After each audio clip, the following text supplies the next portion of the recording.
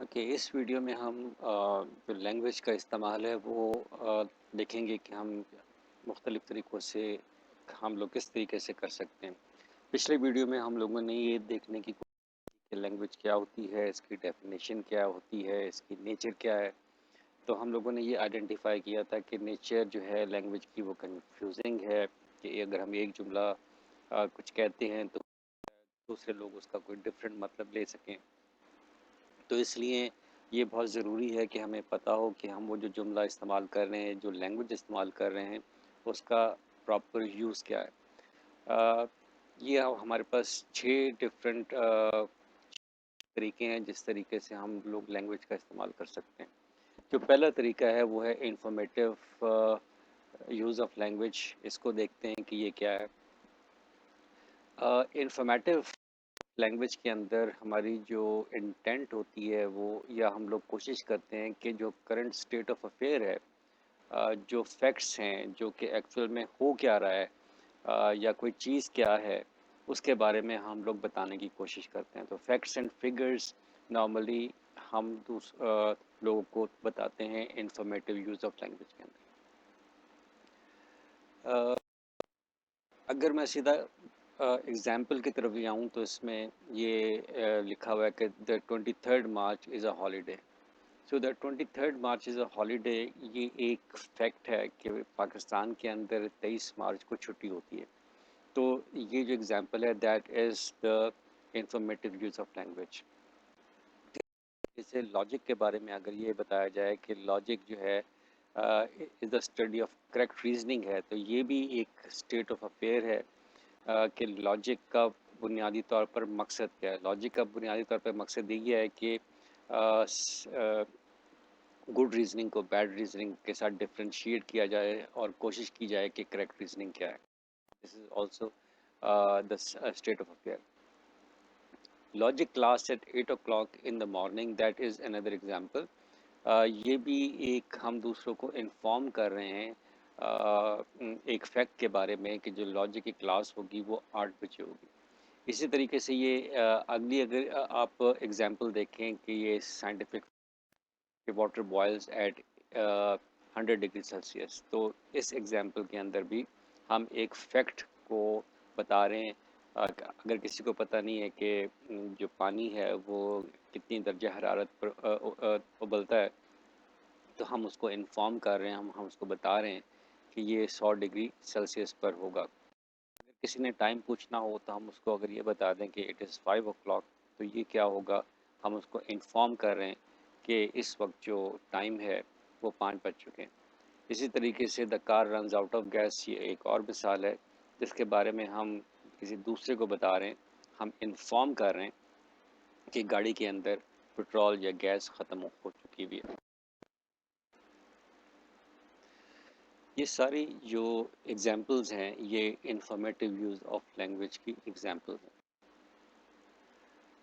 अगला जो इस्तेमाल है उसको हम कहते हैं evaluative use of language. Evaluate का मतलब है कि हम लोगों ने जजमेंट देनी है, हम लोगों ने जज करना है कि कौन सी चीज़ सही है, गलत है, अच्छी है, बुरी है, ख़राब है, राइट।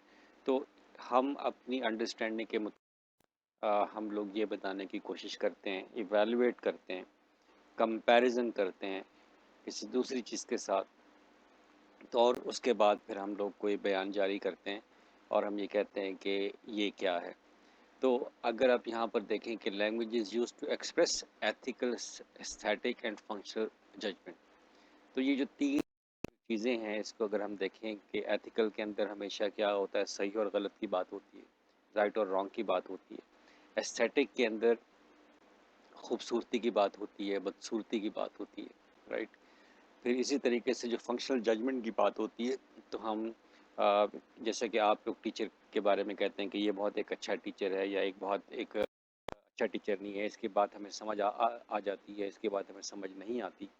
तो ये जो है फंक्शनल जजमेंट के पॉइंट ऑफ व्यू से बात हो रही है कि कोई चीज़ अच्छी है, बुरी है, तो फंक्शनल पॉइंट ऑफ व्यू से।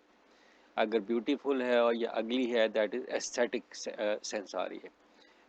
जो बैड है, रॉन्ग है, गुड है, ये आपकी एथिकल पॉइंट ऑफ व्यू से आ रही है। हमारी जो अखलाकियात हैं, हमारा जो मज़हब है, जो हमारे स्टैंडर्ड्स हैं, सोसाइटी के स्टैंडर्ड्स हैं जो बने हुए हैं, उसके मुताबिक हम लोग ये चीज़ जज करते हैं कि ये सही है या गलत है, राइट। बाकी चीज़ें तो आप स्लाइड से पढ़ लेंगे, लेकिन यहाँ पर अगर मैं सीधा एग्जाम्पल्स के अंदर अगर है कि चीटिंग इज़ रॉन्ग, तो ये एक स्टैंडर्ड है, एक बेंचमार्क है कि अगर लर्निंग फेज से आपने जाना है और कोई आपने अपने बलबूते पर कोई चीज़ वो करनी है, तो एक हमारी पर्सनल सेटिस्फेक्शन भी होती है कि ये काम हमने अपने आप ही किया, किसी की मदद नहीं ली हमने, कोई गलत ढंग नहीं यहाँ अपनाए। तो ये एक स्टैंडर्ड है, नॉर्म है कि चीटिंग करना अच्छी बात नहीं है। तो अगर आप कोई चीटिंग करते हैं तो हम उसको बुरा ही समझते हैं, ठीक है। तो इसलिए अगर हम ये कह दें चीटिंग इज़ रॉन्ग, तो एग्जाम्पल होगी, ये इवेल्युएटिव यूज़ ऑफ लैंग्वेज की मिसाल होगी, ठीक है। और ये जो होगी एथिकल यूज़ ऑफ लैंग्वेज होगा जो कि एवेल्युएटिव है। तो Maria is beautiful, telling lies is bad, right.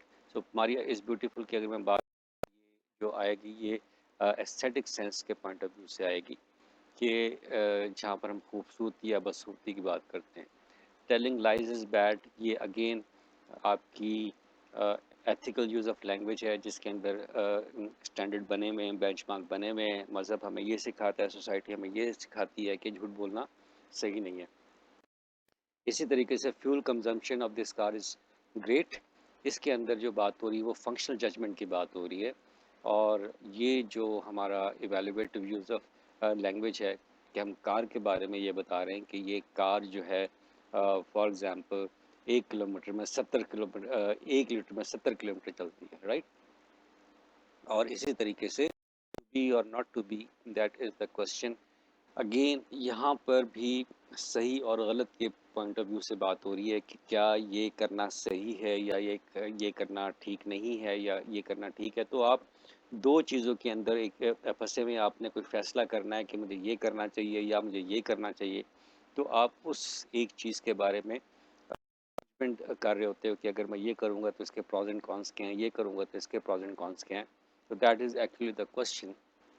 तो यहाँ पर भी जो बात हो रही है वो इवेल्युएटिव यूज़ ऑफ लैंग्वेज की बात हो रही है। अगली जो एग्जांपल है वो है डायरेक्टिव, अगला जो इस्तेमाल लैंग्वेज का वो है डायरेक्टिव यूज़ ऑफ।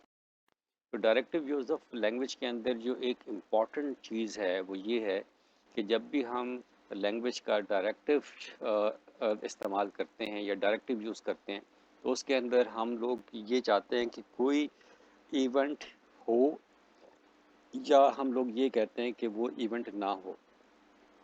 तो हम कोई करने के लिए बात करते हैं या हम कोई काम रोकने के लिए बात करते हैं। सो अगर आप पहली लाइन पढ़ें इस स्लाइड्स के अंदर, it it's aim at to cause or to prevent, यानी कि कॉज हो जाए, प्रिवेंट ना हो, some action by a human agent, right. तो इसके अंदर हम जो हदायत देते हैं, हम लोग देते हैं, हम लोग गाइडलाइंस देते हैं कि ये काम इस तरीके से होगा, इस तरीके से होना चाहिए, ठीक है। अभी क्लास के नॉर्म्स हम लोग बताते हैं कि क्लास में आने का तरीका क्या होना चाहिए, राइट। क्लास में बैठने का तरीका क्या होना चाहिए।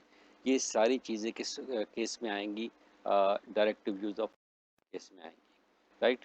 बाकी चीज़ें तो आप देख लेंगे इस स्लाइड से। मैं सीधा एग्जांपल्स की तरफ आता हूँ।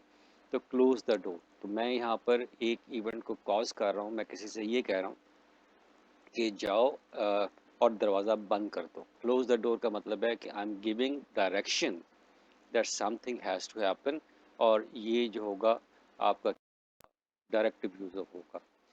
इसी तरीके से राइट योर आंसर्स प्रिसाइजली, तो यहाँ भी मैं आपको एक डायरेक्शन दे रहा हूँ कि जब आप क्वेश्चन पेपर या क्वेश्चंस को अटेम्प्ट करें और अपने आंसर्स लिखें, तो आंसर्स आपके टू द पॉइंट होने चाहिए। ज़्यादा लंबा नहीं लिखना, ज़्यादा छोटा नहीं लिखना, टू द पॉइंट होना चाहिए। So this is again the direction. Make a left turn on X Y street, this is, ये एक और एग्जांपल है। इसके अंदर भी हम लोग डायरेक्शन दे रहे हैं कि आगे जाके उल्टे हाथ पे मुड़ जाओ, तो आपके पास क्या आ जाएगी, एक्स वाई स्ट्रीट आ जाएगी, समथिंग लाइक दिस। तो again this is the direction. फिर read the chapter before come to the class. Again ये क्या है, डायरेक्शन हो रही है, क्लास में आने से पहले आप ये चैप्टर पढ़ कर आना है। फिर you are smoking in a non smoking area. ये एक और मिसाल है जिसके अंदर हम लोग डायरेक्शन दे रहे हैं कि स्मोकिंग नहीं करनी, क्योंकि ये कौन सी जगह है, ये वो जगह है जहाँ पर स्मोकिंग नहीं की जा सकती। ठीक है, एक तो ये इनडायरेक्ट मेथड है कि आप लोगों को मना कर रहे हैं कि नहीं करना। इसी तरीके से do not smoke in this area, तो या तो डायरेक्ट कर दें या आप इनडायरेक्ट कर दें, दोनों केस के अंदर आप ये कह रहे हैं कि ये इस चीज़ को प्रिवेंट कर रहे हैं कि यहाँ पर स्मोकिंग हो। सो ये जो मिसालें हैं ये सारी हैं डायरेक्टिव यूज़ ऑफ लैंग्वेज की। तो मेन बुनियादी चीज़ क्या है कि यहाँ पर आपने ये बताना है कि कोई काम होना या कोई काम नहीं होना चाहिए, और अगर कोई काम होना चाहिए तो किस तरीके से होना चाहिए, या वो काम बिल्कुल ना हो। अगला जो इस्तेमाल है वो है expressive use of language. Expressive use of language के अंदर हम लोग क्या करते हैं, हम अपनी इमोशंस का, अपने जज्बात का इजहार करते हैं, राइट। हमें जब बहुत ज़्यादा खुशी होती है तो हम इजहार करते हैं कि हम कहते हैं वाह वाह क्या बात है भाई। कोई चीज़ जब हमें कुछ समझ आ जाती है तो हम कहते हैं आह क्या क्या बात है, हमें चीज़ समझ आ गई, हम खुशी का इजहार करते हैं। कोई दुख भरी खबर मिलती है तो हम लोग जो है उसमें अपने जज्बात। तो फिर कई दफ़ा ऐसा होता है कि अ, हम अपने जज्बात का इजहार जो है वो पोइट्री में भी करते हैं, शायरी में भी करते हैं, राइट। फिर हम प्रोपागेंडा के अंदर इसका बहुत ज़्यादा इस्तेमाल करते हैं, जज्बात को उभारते हैं, राइट। जोक्स के अंदर हम लोग इसका इस्तेमाल करते हैं, एडवर्टाइजिंग में इसका इस्तेमाल ज़्यादा होता है, राइट। तो बुनियादी तौर पर क्या है कि हम जज्बात का इजहार करते हैं पहले केस के अंदर, और दूसरे केस के अंदर ये भी होता है कि जो दूसरा जो स्पीकर बोलने वाला होता है वो दूसरों के जज्बात को उभारता है अपने जज्बात का इजहार करके, राइट।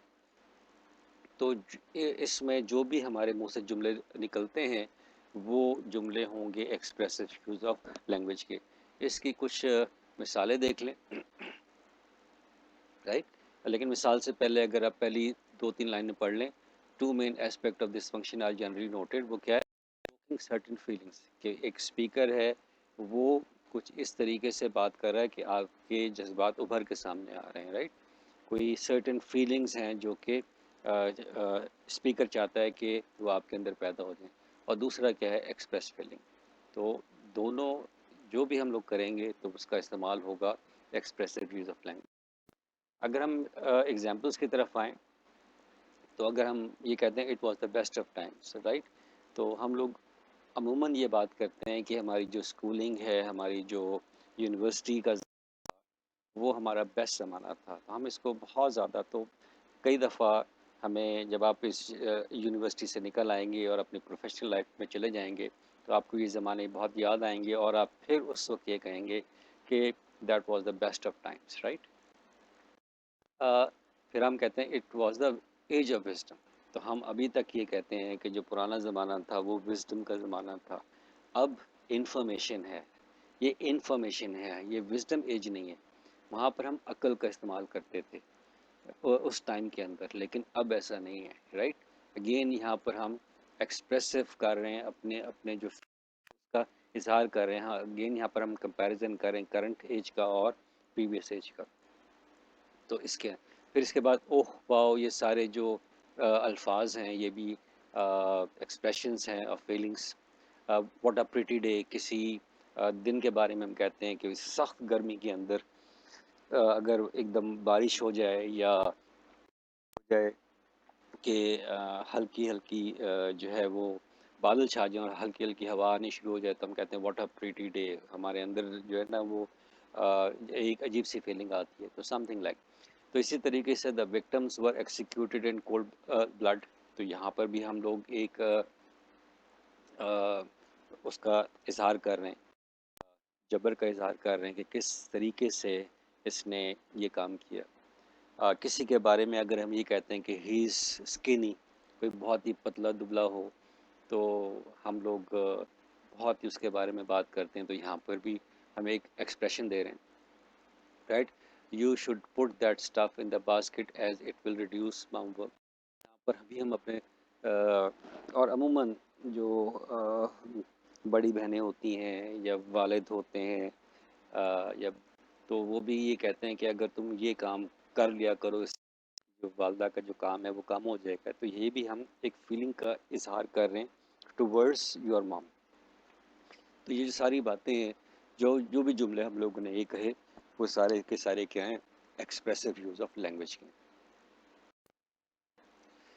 इसी तरीके से है हमारे पास the ceremonial use of language. Ceremonial use of language के अंदर हम लोग जुमलों का इस्तेमाल करते हैं, अ, अ, ऐसे जुमलों का इस्तेमाल जो कि ख़ास मौक़ों पे कहे जाते हैं, राइट। जब भी हम लोग शादी ब्याह के मौक़ों पे हम लोग ये बात करते हैं, जैसे कि नीचे मिसाल भी लिखी हुई है कि do you take this man to be your lawfully husband. ये एक पर्टिकुलर जुमला है जो कि जो क्रिश्चियन मैरिजेस होती हैं वहाँ पर जो पादरी होता है जो कि उनका निकाह पढ़वा रहा होता है, शादी करवा रहा होता है, वो इस किस्म के जुमले बोलता है। तो ऐसे बहुत सारे मौक़े आते हैं जो कि मखसूस होते हैं और वहाँ पर मखसूस किस्म के जुमले बोले जाते हैं। तो वहाँ जुमलों का इस्तेमाल करते हैं तो वो हमारे क्या होंगे, ceremonial use of language. Ceremony का मतलब क्या है, कोई एक अहम इवेंट हो रहा है जिस पर हम बात करते हैं। अमूमन अगर हम यूनिवर्सिटी के अंदर कोई इवेंट मुनक्कद होता है तो उसके अंदर भी जो चेयरपर्सन होता है, जो कि एंकर पर्सन होता है, वो मखसूस किस्म के जुमले बोलता है। इंट्रोडक्टरी जुमले तो वो मखसूस किस्म के बोलेगा। जब प्रोग्राम ख़त्म हो रहा होगा वो मखसूस किस्म के जुमले बोलेगा। किसी का शुक्रिया अदा करना होगा तो उसका एक ख़ास तरीक़ेकार है। तो वहाँ पर जब हम इस तरह के जुमलों का इस्तेमाल करते हैं तो हम लोग जो है जो हमारा यूज़ ऑफ लैंग्वेज होगा वो लैंग्वेज होगा the ceremonial use of language. Okay, जो आखिरी इस्तेमाल है लैंग्वेज का वो क्या है, performative use of language. Performative use of language के अंदर भी हम मेन फोकस होगा वो क्या होगा, कोई एक्शन की बात हो रही होगी। अ, कई दफ़ा ऐसा होता है कि हम परफॉर्मेटिव यूज़ ऑफ लैंग्वेज को डायरेक्टिव यूज़ ऑफ लैंग्वेज के साथ मिक्सअप कर लेते हैं। डायरेक्टिव यूज़ ऑफ लैंग्वेज के अंदर हम ये कहते हैं कि कोई एक्शन होने को रोकना या एक ख़ास तरीके से करवाने को हम डायरेक्टिव यूज़ ऑफ लैंग्वेज, यानी कि अगर काम होना है या काम नहीं होना, रोक रहे हैं या करवा रहे हैं। जबकि परफॉर्मेटिव यूज़ ऑफ लैंग्वेज के अंदर जो अहम बात है वो ये है कि हम लोग ये चाहते हैं कि ये काम आपने करना है, ठीक है, you have to do this task. वहाँ तरीके से करना है डायरेक्टिव यूज़ ऑफ लैंग्वेज में, ठीक है, या काम नहीं करना। तो यहाँ पर परफॉर्मेटिव यूज़ ऑफ लैंग्वेज में हमने ये बताना है कि तुमने ये काम करना है। तो ये एक बुनियादी फ़र्क है इन दोनों में। तो the use of language to do things और टू परफॉर्म सम एक्शन, तो ये इसका बुनियादी परफॉर्मेटिव यूज़ ऑफ लैंग्वेज का, ठीक है। तो अगर मैं मिसालों की तरफ सीधा आ जाऊँ तो ये क्या है, I apologise for my foolish remark. तो मैं यहाँ पर एक एक्शन यहाँ पर दे रहा हूँ, माफ़ी मांग रहा हूँ, I am performing something, right. किस बुनियाद के ऊपर, अपने फुलिश रिमार्क के ऊपर। मैं आपको मुबारकबाद दे रहा हूँ, ठीक है, मैं आपकी ऑफ़र को एक्सेप्ट कर रहा हूँ, ठीक है, और मैं ये कह रहा हूँ कि वादा करता हूँ कि आई विल डू दैट, तो मैं ये काम कर लूँगा, ठीक है। मैं ये कह रहा हूँ कि आपने ये काम नहीं किया, बहुत अच्छा किया, मैं शुक्रिया अदा कर रहा हूँ, right. What time is it, ये एक और तरीका है कि दूसरे से कोई काम करवाना। अब अगर मैं कह रहा हूँ व्हाट टाइम इज़ इट, मैं किसी से पूछ रहा हूँ तो वो घड़ी की तरफ देखेगा और मुझे बताएगा। तो वो क्या काम करेगा, वो टाइम देख के मुझे बताएगा, तो वो ये काम कर रहा है। सो यहाँ पर जो बात हो रही है, कोई एक्शन को इनिशिएट करना, ठीक है, खुद एक्शन करना, ठीक है, किसी से करवाना। तो इन मामलात में जब भी हम लैंग्वेज का इस्तेमाल तो वो क्या होगा, परफॉर्मेटिव यूज़ ऑफ लैंग्वेज। तो ये 6 यूज़ ऑफ लैंग्वेज हैं जिसको हमें समझना बहुत ज़रूरी है लैंग्वेज के अच्छे इस्तेमाल के लिए और अच्छे दलाइल डेवलप करने के लिए।